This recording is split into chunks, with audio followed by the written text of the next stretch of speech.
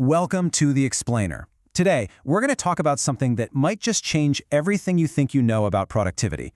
We're going to show you why you should probably stop looking at the clock and start paying attention to your internal battery. That's the real key to getting things done.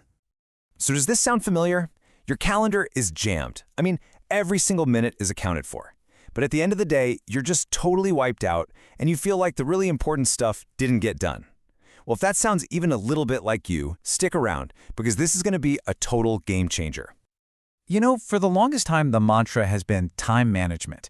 The goal was always to just squeeze more stuff into the 24 hours we have. But that's a flawed approach. We're here to talk about a new model, energy management. This isn't about working harder, it's about working smarter by syncing up with your body's natural rhythm. Because unlike time, your energy is actually renewable. All right, so let's get right into it. First things first, we need to talk about why the way most of us work is, well, it's just broken, especially if you're trying to do high-quality, creative work. So here's the fundamental flaw, right? The whole idea of a 9-to-5 workday treats us like we're machines. It assumes your focus, your creativity, your energy can just be constant for 8 hours straight. But we're human. The reality is our energy, our focus, it's more like a wave. It goes up and it goes down all day long.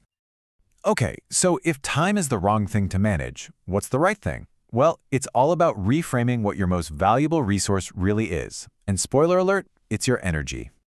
And this quote right here just says it all, doesn't it? It is not about putting in more hours. It's about making your hours better. When you bring your best, most focused energy to the table, even for a shorter amount of time, the quality of your work just skyrockets. Okay, and here's where it gets really cool.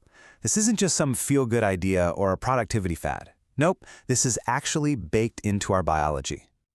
So let me introduce you to something called ultradian rhythms. Basically, your body works in these sprints. About 90 minutes of high energy, followed by a dip where you need to recover. It's a natural cycle.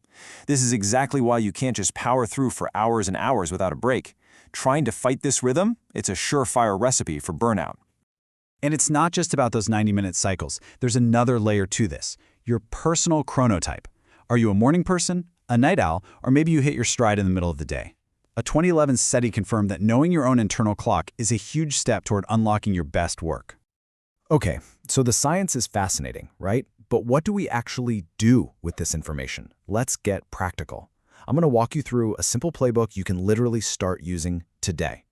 It all comes down to this super simple 3-step process. Seriously, anyone can do this. Step 1, track. For just 1 week, become a scientist of your own energy. Set a timer, and every hour just jot down your energy and focus levels on a scale of 1 to 10. Step 2, identify. Look at the data and find your patterns. When are your peaks? When are your slumps? And step 3, align.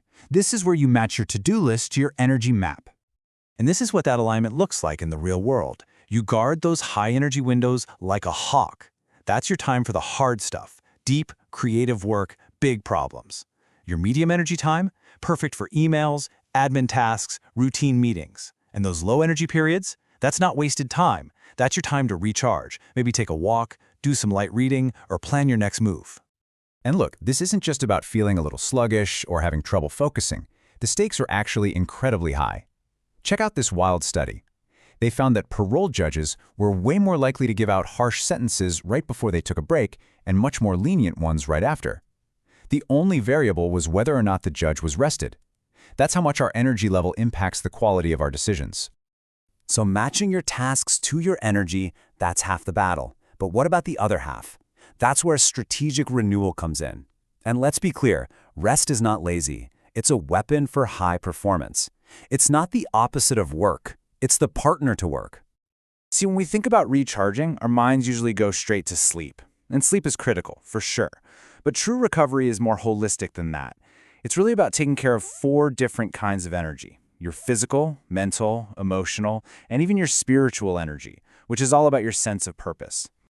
And what's great is you don't need a week-long vacation to recharge. Look at how simple these can be. A quick 20-minute walk to boost physical energy, putting your phone away for an hour for a mental break, calling a friend to recharge emotionally, or just spending a few minutes outside. Think of these as tiny deposits into your energy account. They add up, big time. And hey, if you're a numbers person, if you're thinking, this all sounds nice, but show me the data, Well, here you go. A Harvard Business Review study looked at a bank that trained employees in these exact principles. The result? They saw a 13% greater increase in revenue compared to the control group. This stuff doesn't just feel better, it gets real measurable results.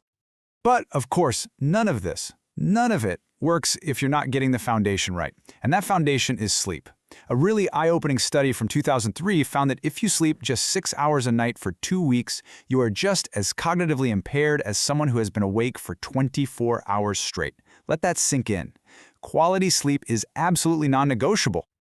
So, what's the big takeaway here? It's simple, really. The old hustle harder, work more hours mentality, it's broken. It's obsolete. Real, sustainable productivity comes from doing focused work that's fueled by your best energy. So I'll leave you with this question. What is one small thing you're going to do this week to start managing your energy and not just your time?